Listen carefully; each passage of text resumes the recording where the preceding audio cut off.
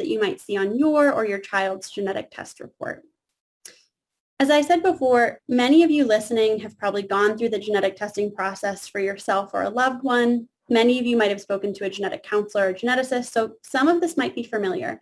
But my hope is really to break down some of the terms and information today. On the screen here is an example of a report that we'll be walking through. So if you have yours, pull it out. And you can see there are many terms on this report like dominant, heterozygous, de novo, variant of uncertain significance that you might have questions about, and that's exactly what we'll walk through.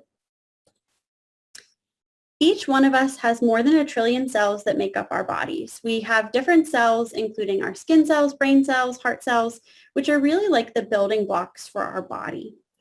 In each of our cells, all of our genetic material or DNA can be found, and our DNA is really like our body's instruction manual.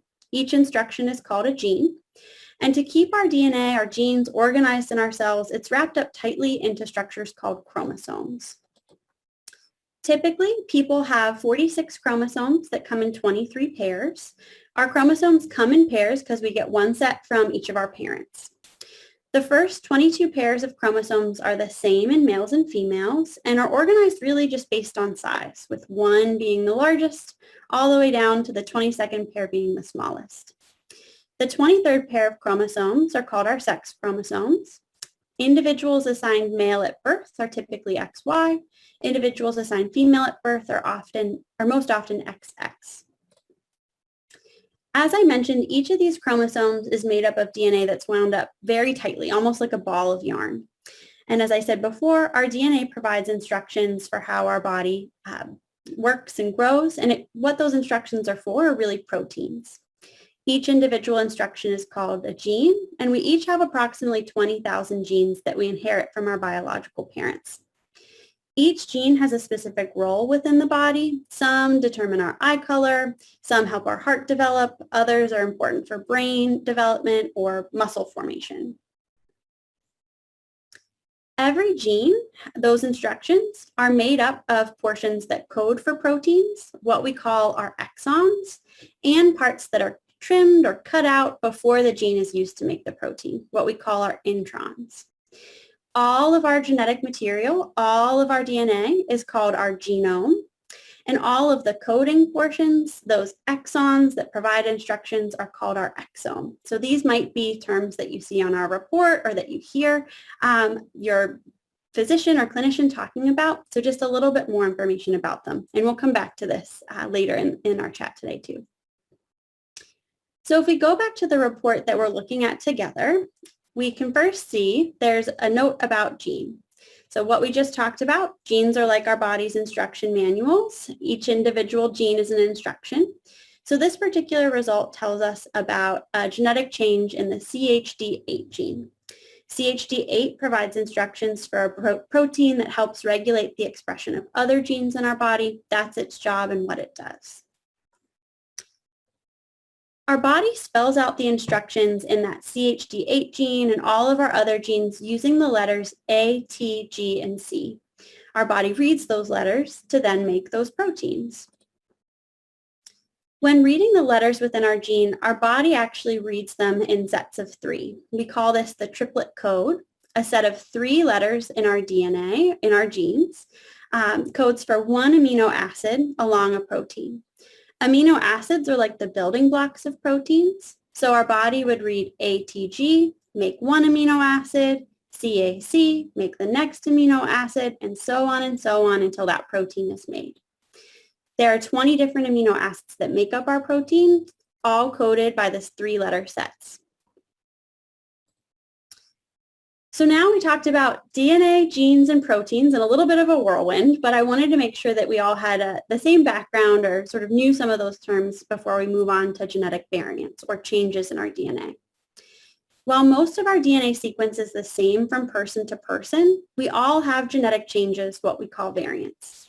Some variants can affect how proteins work in the body and cause developmental or health differences. Some genetic changes, variants, are just part of who we are. There are 2 main categories of genetic variants that I want to focus on today, or at least mention today: copy number variants and sequence variants. So copy number variants first are genetic changes where a person has often thousands of extra or missing letters within their DNA. They're large missing or extra pieces of genetic material. If a person is missing a large amount of genetic material, this is called a deletion. If they have an extra piece of genetic material, this is called a duplication. Sometimes I like to think about all of our genetic material, our genomes, being like a shelf of books. A copy number variant means that a person is missing a book or has an extra book or is missing a chapter, has an extra chapter. Copy number variants are typically named for their location along those chromosomes. You might see on our report that says something about a 19p13.3 deletion, and this really just tells us what piece of genetic material is missing. In an individual that has that on their report, this means that they have a missing piece of material on one of their 19th chromosomes. When we talk about chromosomes, we divide them into parts.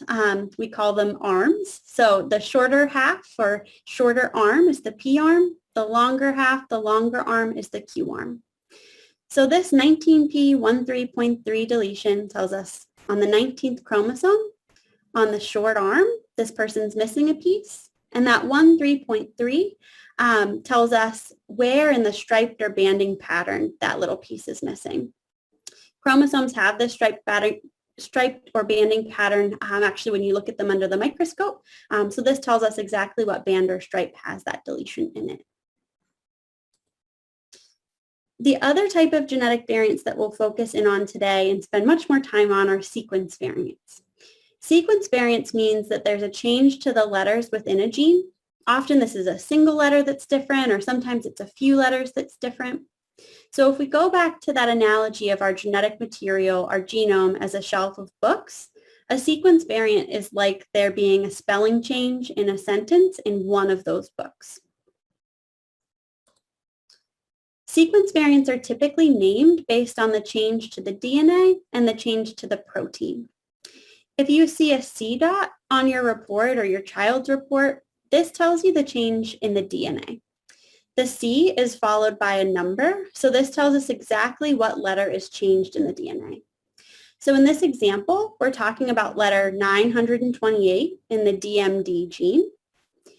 The first letter here tells us the letter that's typically at that position. At position 928, most people typically have a G. The greater than symbol then is our way of saying is changed to. And the last letter tells us what letter this person has at that position. So altogether, this tells us that at position 928, most people have a G. This individual has an A. This genetic change also can be described by the change in the protein.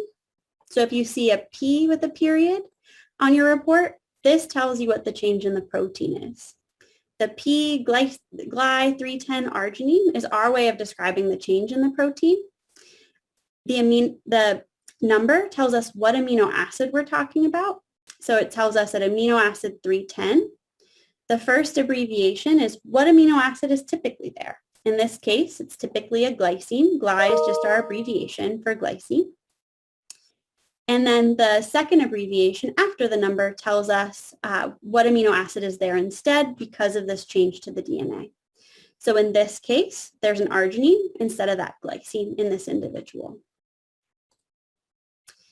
There are several types of sequence variants that I want to mention and talk through. So your C dot and P dot might look slightly different than what we just walked through, and that might be because your type of genetic change is just slightly different. So the first sequence variant, like the one we just walked through, is what's called a missense variant. A missense means that one amino acid, one protein building block, is substituted for another based on the DNA change. So that in that example that we just walked through, that glycine at position 310 in the protein is changed to an arginine. One amino acid changed, what we call a missense variant. Another type of sequence variant that you might see is what we call a nonsense variant. Like missense variants, nonsense variants are caused by a change in a single letter in the DNA. What you can see here, typically a G is changed to an A. But in addition to coding for amino acids, The 3-letter sets in our DNA also tell the body where to end the protein. So some of those 3-letter sets are like stop signs. They say, you're done making the protein, you can stop now. A nonsense variant happens when the DNA change results in an early stop signal, an early stop sign. And this makes the protein shorter than typical, which might not be able to function as it typically does in the body. In the protein change on your report, if it's a nonsense variant, you might see the typical amino acid at that position, so the number, the typical abbreviation here, and then things like TER, stars, and X's are used to denote early stop signals or those nonsense variants. You might also see sequence variants that result in a small number of extra or missing letters within the gene. These are sometimes insertions or duplications that add a letter or several letters to the DNA sequence, like this example here, where the AAC at position 1000 to 1002 is copied. So there's an extra set of those 3 letters. You also might see deletions on your report, that deletions remove a single letter or several letters from the DNA sequence.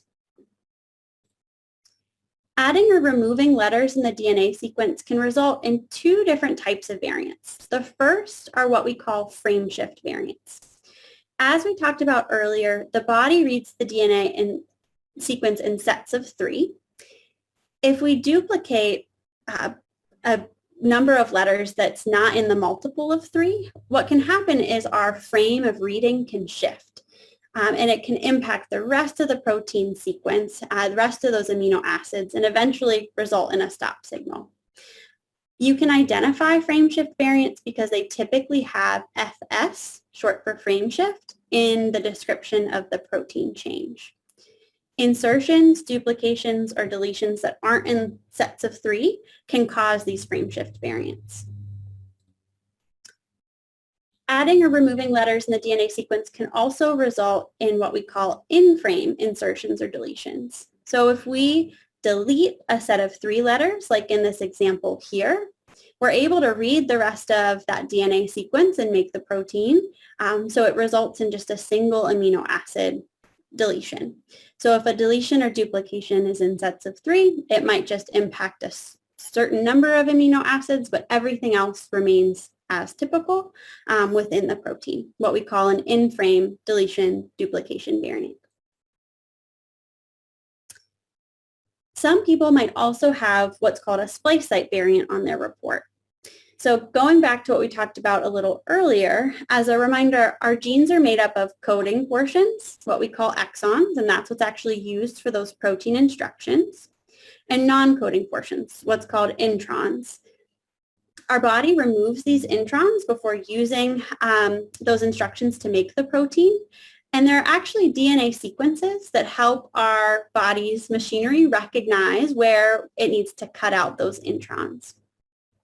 There are DNA sequences that might impact these boundaries between exons and introns, what we call a splice site variant.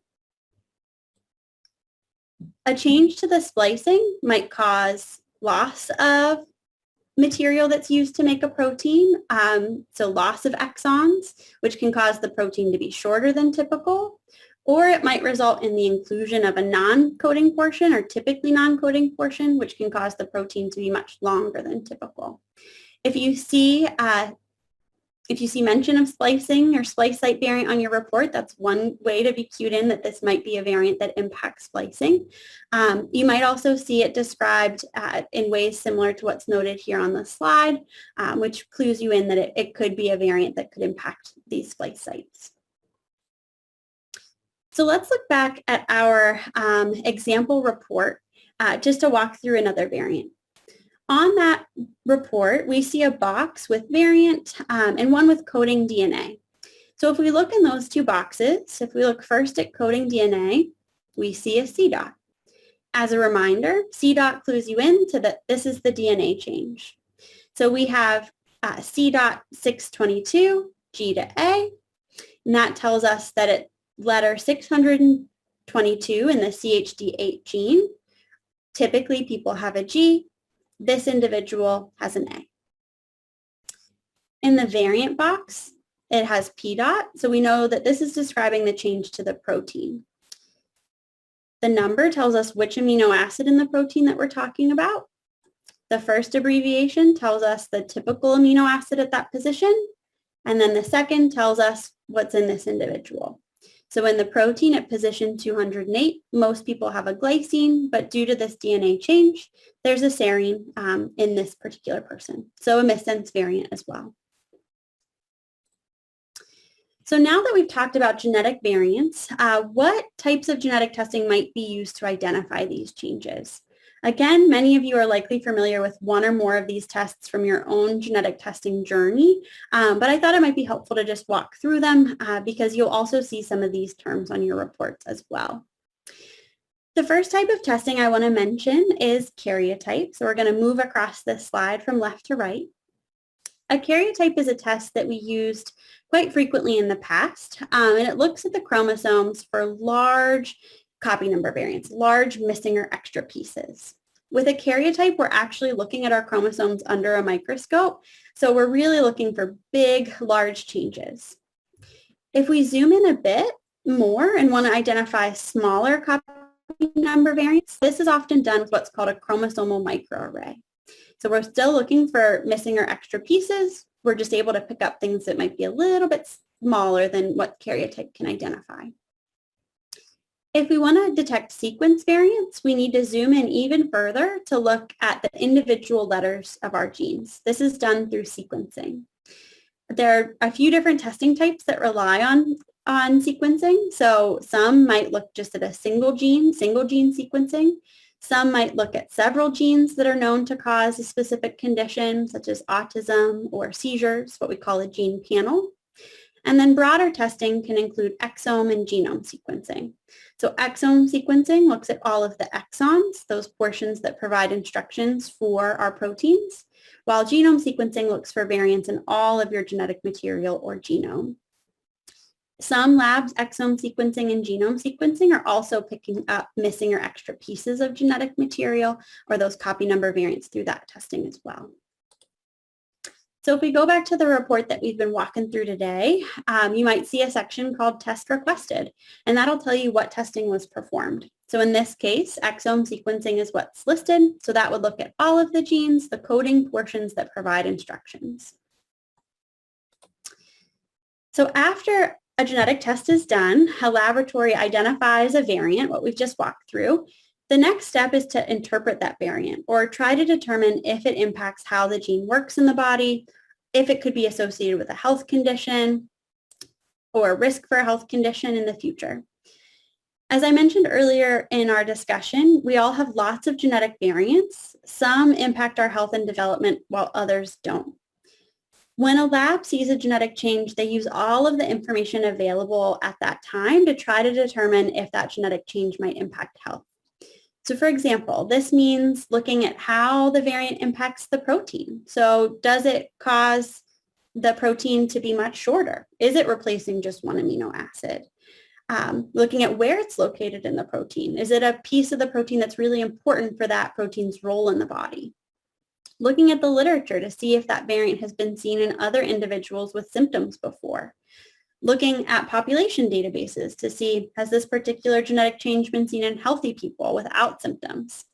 And then they put all this information together to determine their current classification, or based on the current information, if they feel like this variant is associated to health differences. Classifications fall into three main buckets. They are benign, uncertain, and pathogenic. Benign means that the copy number or sequence variant is not known to cause any significant health or developmental differences. Pathogenic means that it's a copy number or sequence variant that's known to cause symptoms or features or put people at risk for those conditions or features, or maybe they're a carrier for the condition. You might see terms like likely pathogenic or likely benign. Those fit into those main buckets. It's just we use a few extra categories when classifying these. Finally, if there's not information to put a variant into the pathogenic or benign category, it's often called a variant of uncertain significance, or VUS. This means that based on the information we have available, there's really not enough evidence to say that a variant is associated with health or developmental differences or is not associated. More information really is needed to help better put it into one of those clearer categories of benign or pathogenic. Sometimes additional information might be things like testing other family members. Other times we need to wait just for more information to become available to help really inform our understanding.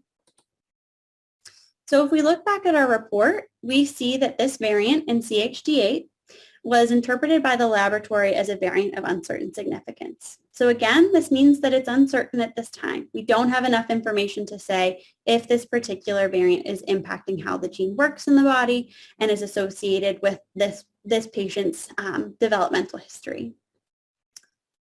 Again, this snapshot of classification is just based on the available information at the time.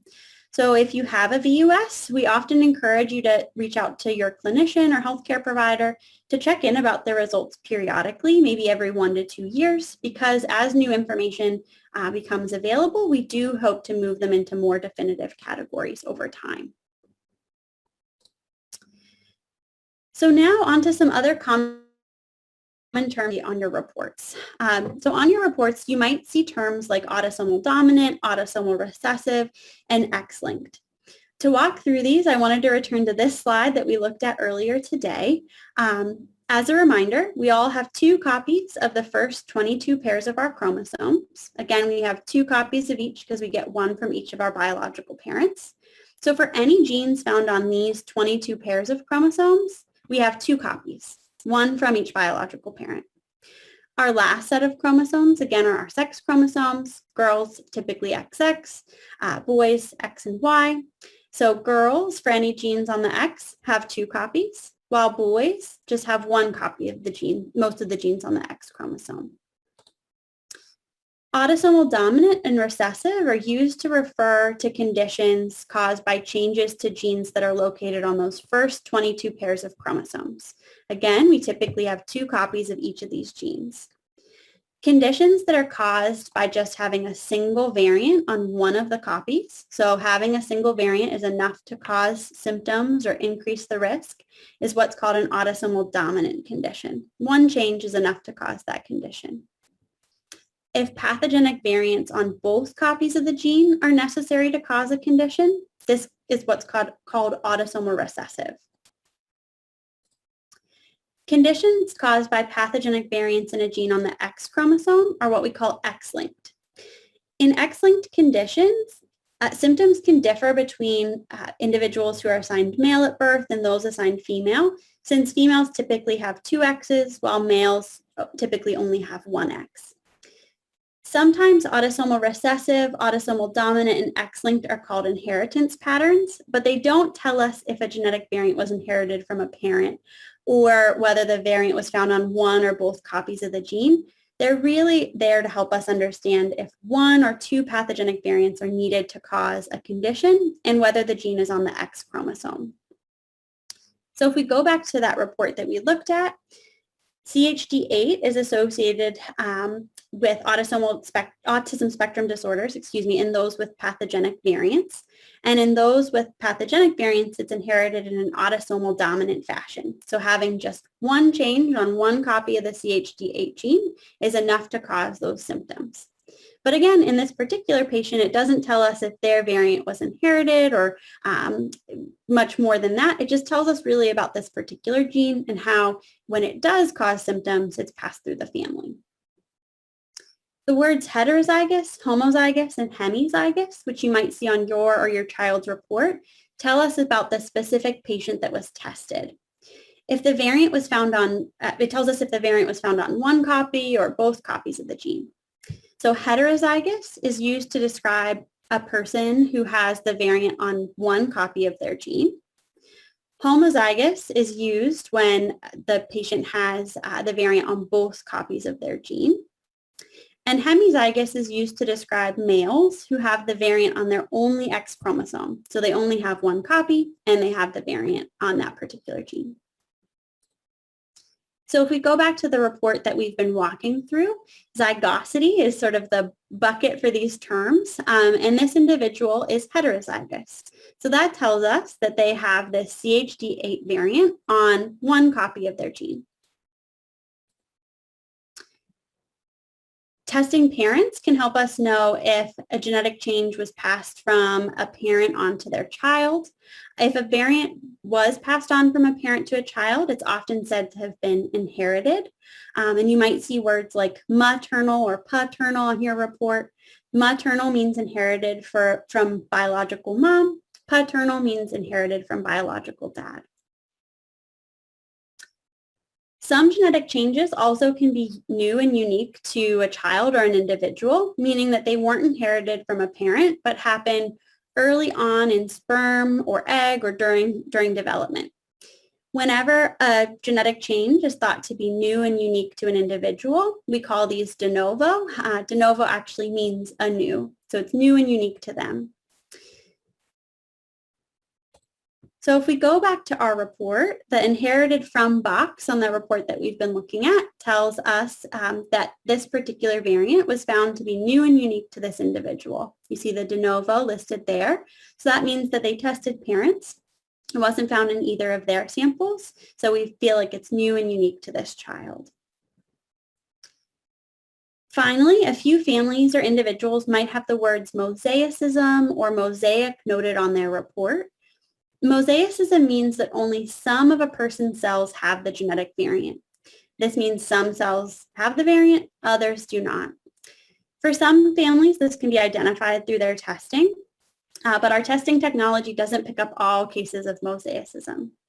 But when it does pick it up, it means that we know that some of the cells that we tested have the change.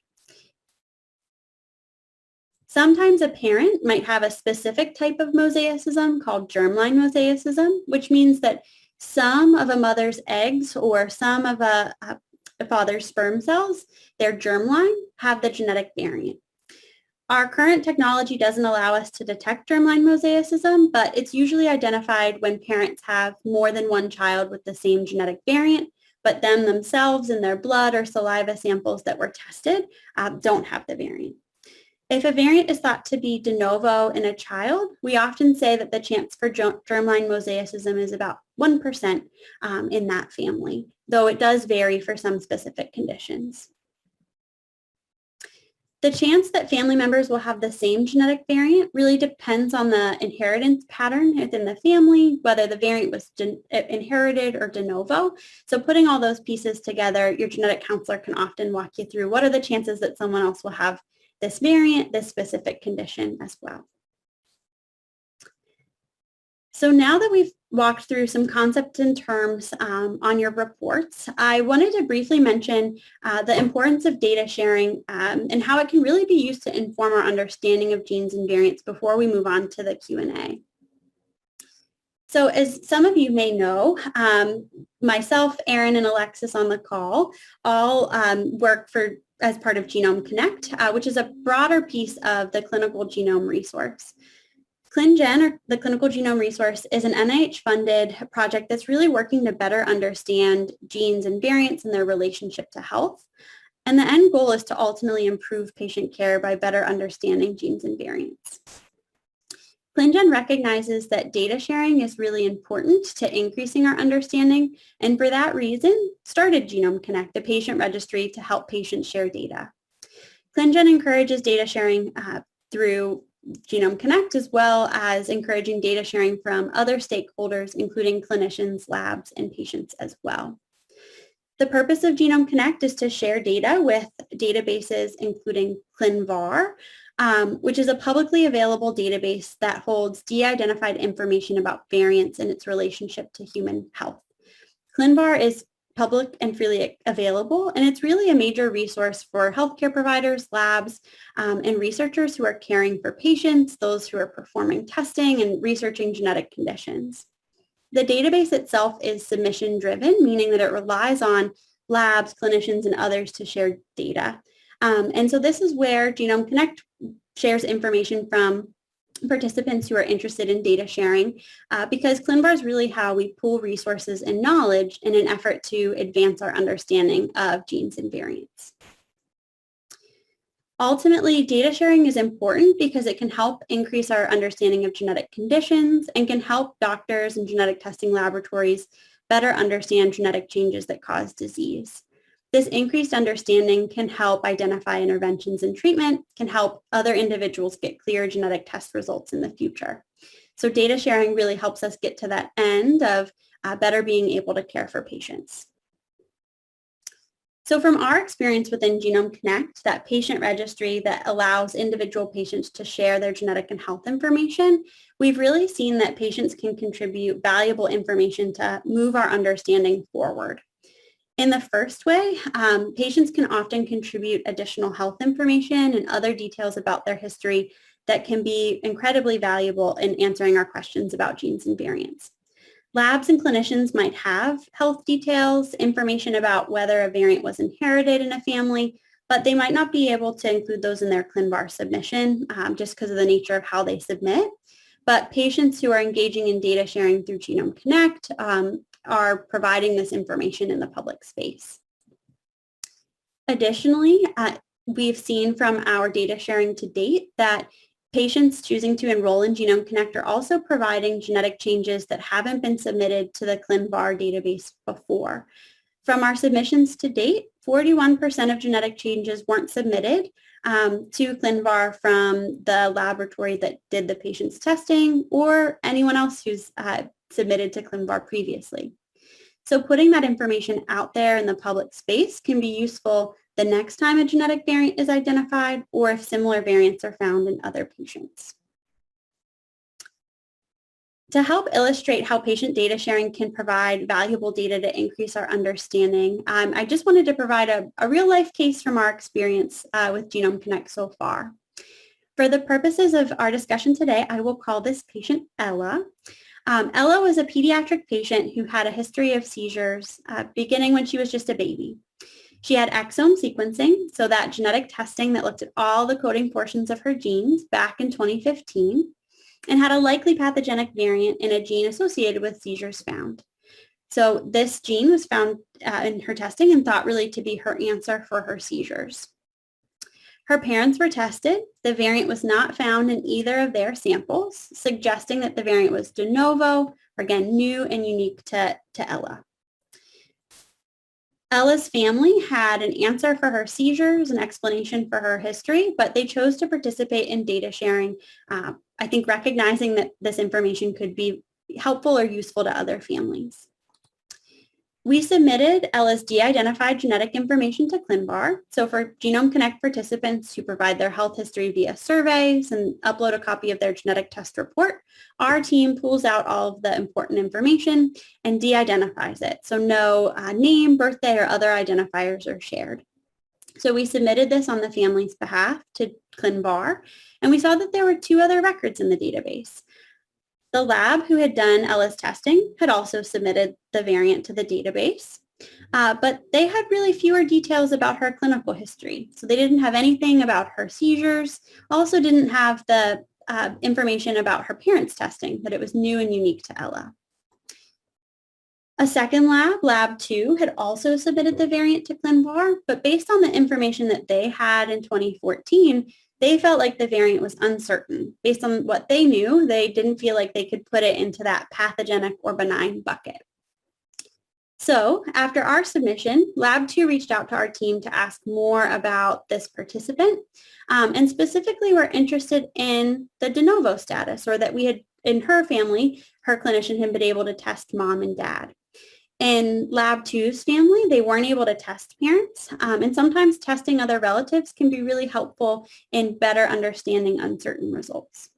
So we were able to tell them a little more about our participant, that her variant was new and unique to her, which allowed Lab 2 to go back and update their classification for their patient. So they were able to say, based on that another individual has this genetic change, based on how it was inherited in her, all of these pieces, that's enough for us to go from uncertain to likely pathogenic. So Ella's results in care weren't impacted by her family taking the time to share her results, but ultimately them doing so enabled another family to get clear genetic testing. So in addition to contributing information to inform our understanding moving forward through the registry, another benefit back to participants is that they can choose to receive updates about their genetic test results if we should come across them from our data sharing. As I mentioned before, variants are classified when they're reported just based on the knowledge base, but over time our understanding might shift. So for example, that VUS from lab 2 in the last example, a couple years later, was changed to likely pathogenic. Through our data sharing, Genome Connect might become aware of shifts in classifications. So as part of participation in the registry, we give participants the option to receive that information from us as part of the registry.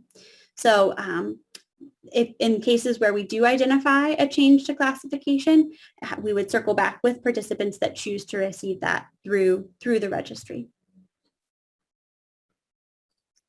So finally, before we move to Q&A, I wanted to also just show briefly a sample Clinvar record, because I think one of the questions that we get a lot is, well, what does my information look like in Clinvar if you're sharing it with the database? So Clinvar records look a little bit like this. Any variants that have been submitted, it has some of the things that we've talked about on today's call. So gene name, C dot, P dot, and then if you were to scroll down in a record, you'd see that for this particular submission, this is from Genome Connect. So this is something that we submitted on behalf of our participant.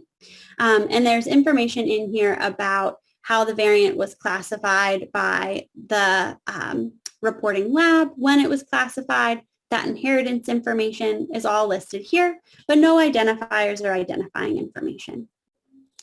In addition to the variant information, we also include information about participants' health history, included just as structured terms. So again, nothing identifiable in that way. So if you're already a participant in Genome Connect, thank you for participating in data sharing. If you're interested in participating in data sharing and have yet to enroll, I did put the link here on the slide, genomeconnect.org. And we welcome you to sign up online if that's something that you're interested in doing.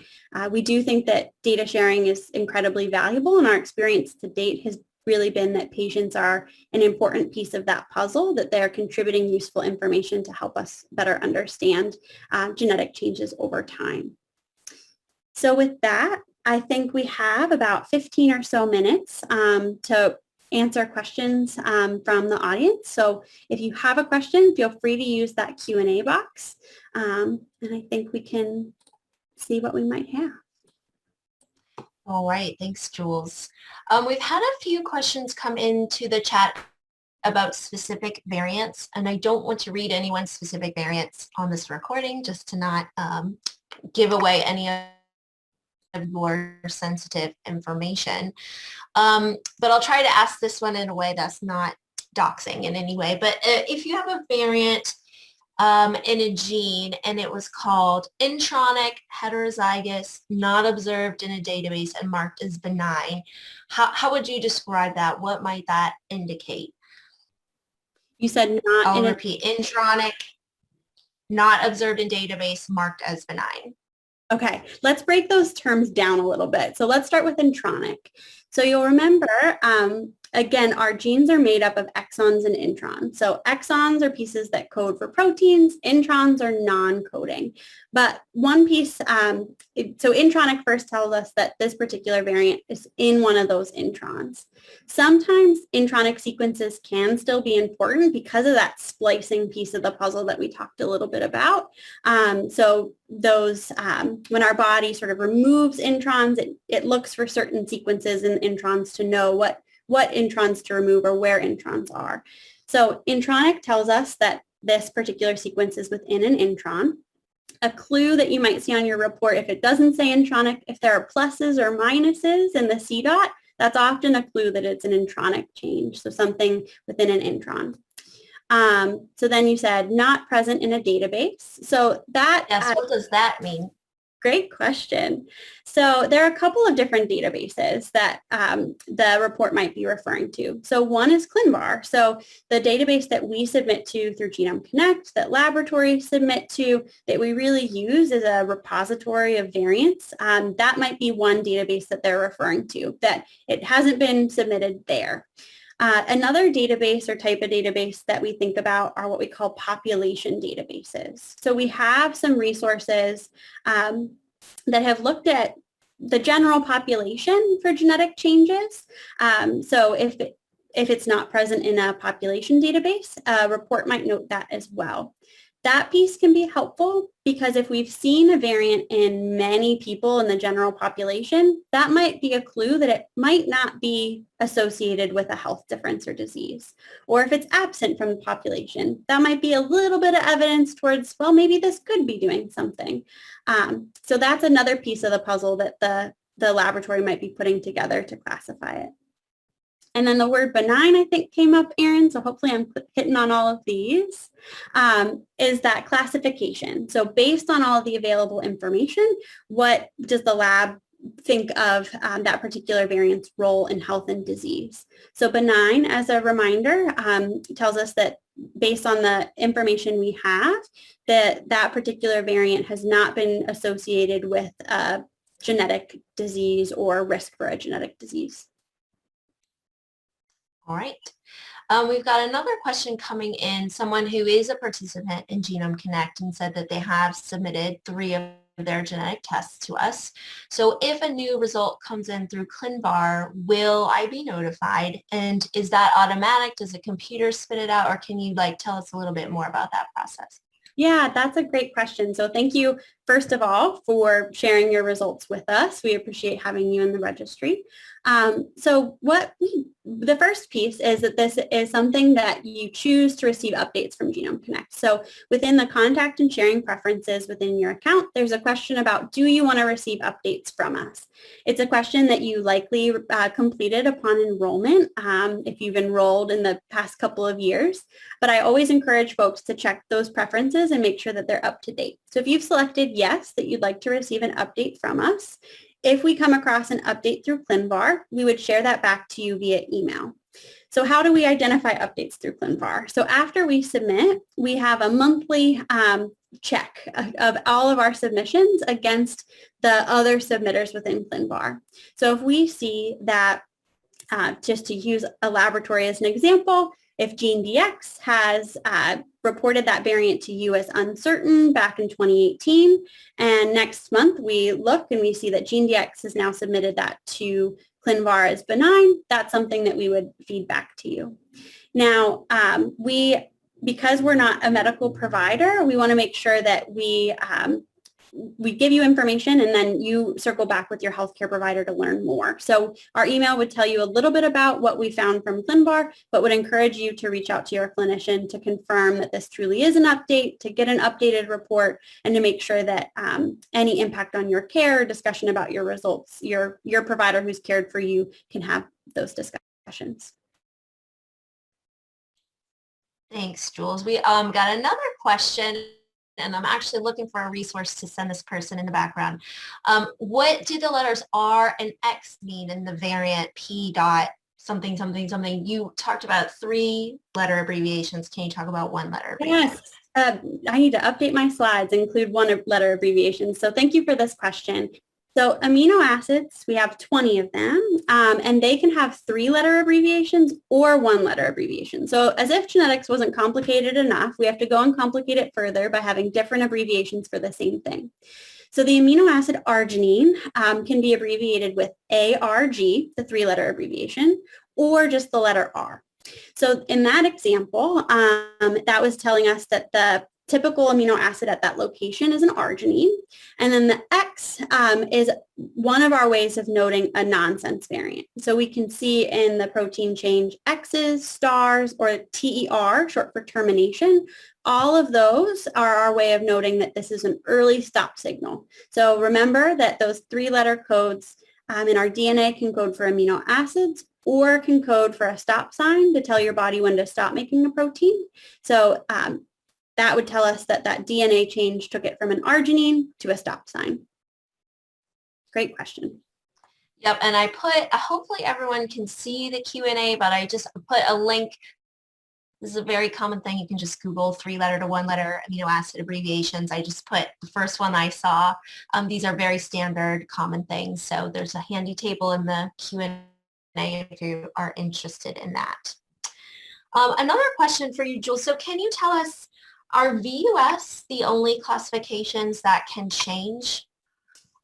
Great question. So no. So VUS, we ultimately hope to move into a more definitive category. So those are the ones that we hope change over time. But even other classifications we know can shift. It's less likely for something that's in a definitive bucket of pathogenic or benign to shift, but we know that it does happen. Genetics, we're constantly learning, and new information, new resources come available, and sometimes those categories can shift as well. If you wouldn't mind, let's go back to our little example report. There are 2 other fields that I would love for us to just spend a moment on, just for people to notice. So, well, one that you have blanked out here, but let's talk about the date of the report and how that might impact what you think about the variant classification, particularly as new classification procedures have come out over time. Sure. So yep, this is not a real humans report, so I could have put things in here, but just kept it blank. So your date of report is going to be somewhere on the paper that you have. Often it's in the header, somewhere up here. So in this example, here. Other times it might be on the last page under a signature of whoever signed out your genetic test. So 2 places to look for it.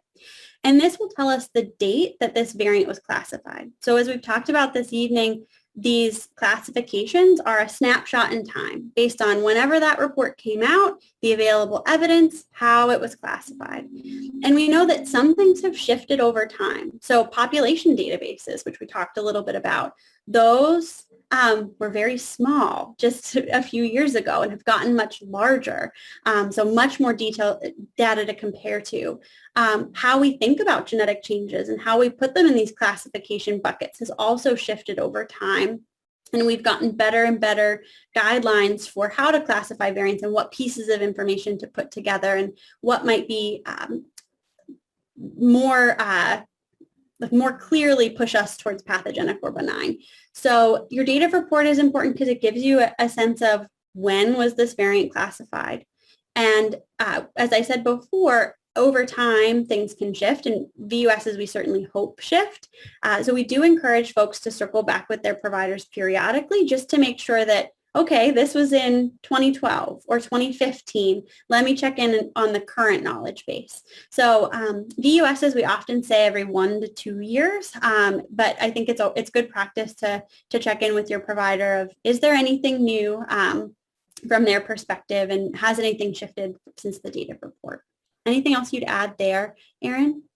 Yes, I mean, that was the sentiment that I wanted to get across, that if your report is older, like Jules said, population databases were not even available, say if you had your testing done 15 years ago, 20 years ago, et cetera. So definitely things are changing all the time. So if it's been several years since you've had your testing, particularly if your result was a VUS, it is worth it to check back in with your healthcare provider to see if anything's changed.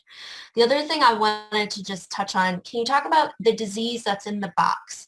Not the indication, but the disease that's in the box. What does that mean? That the person has a clinical diagnosis of whatever that disease is, and how do the labs decide what they put there? Great question, Erin. So disease is often the disease that's been associated with that particular gene. So it certainly doesn't tell us if this individual has this particular condition, but it's just that particular gene based on the information we have, what condition has it been associated with. So CHD8 in this example, for those with pathogenic variants, has been associated with autism spectrum disorder. It doesn't mean that everybody with a pathogenic variant has autism spectrum disorder, but it's the gene disease association that we've seen before. Other genes might be linked to a muscular dystrophy or to an increased risk for cancer, but it's just based on that gene. You need to look a little bit further to understand this particular variant and its classification. gene-disease relationships are really based on what's out there in the literature, so what's out there in publications, what's been described before. And ClinGen has efforts to try and define these gene-disease relationships and better understand what are the conditions that genes are tied to. Now, there are some genes that are out there that haven't been associated with a disease just yet. So on your report, you might see none currently described or none in that disease box. And what that means is that that gene hasn't been associated with a health condition or anything just yet, but maybe based on some preliminary evidence or just some things that we know about the gene, it's something that we want to keep tabs on, or the laboratory wants to report out. It might be, if we're thinking about someone has testing for a muscular dystrophy and has a gene that is expressed in muscles and seems to be important for how those muscle fibers come together, but hasn't been associated with a clear condition yet, the lab might report that on exome sequencing and say, none currently described yet, but it's expressed in the muscle. So it's uncertain, we need more information, but they report it out to folks. Now, I would just add that there are entities out there that kind of come up with these standard disease names, and a lot of times laboratories will use those.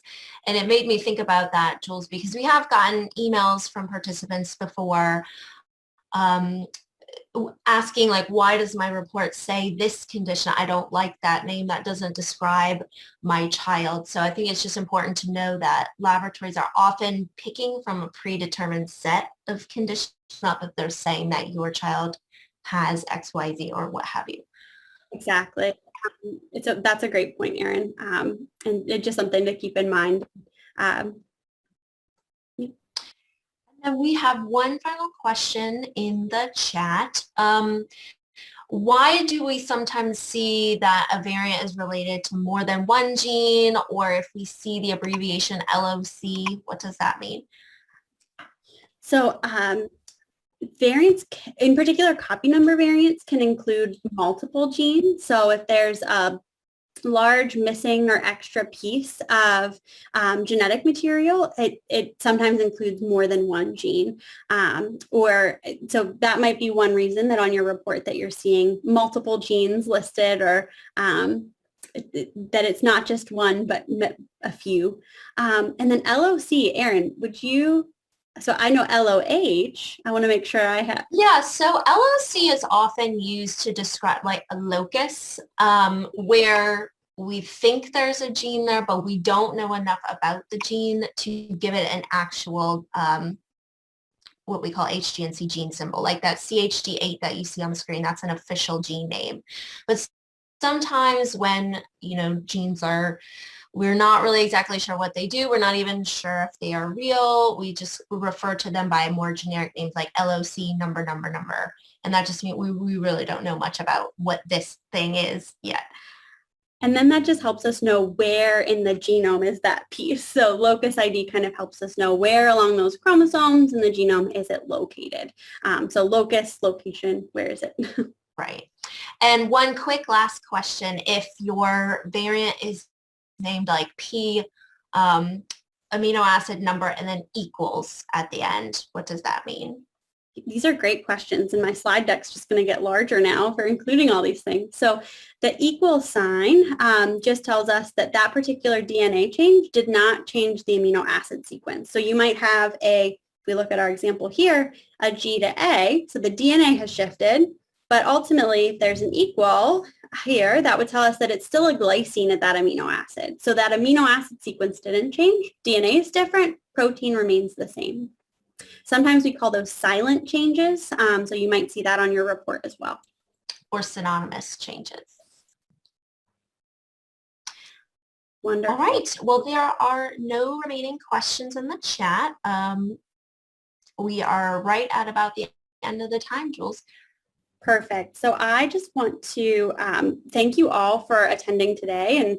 And this was our first webinar, so we haven't done this before. So we really love your feedback. So I'm going to just pop a link in the chat. So a Google form where we can just collect some information about how did you think this went? What could we do differently? If we did this again, what additional topics might be useful? So if you would like to provide feedback, we would welcome it because we hope that it could shape additional events like this in the future. I want to thank Erin for moderating and Alexis for being here as well, and to thank all of you for taking some time out of your evening to join us and to really ask some really wonderful questions. So thank you so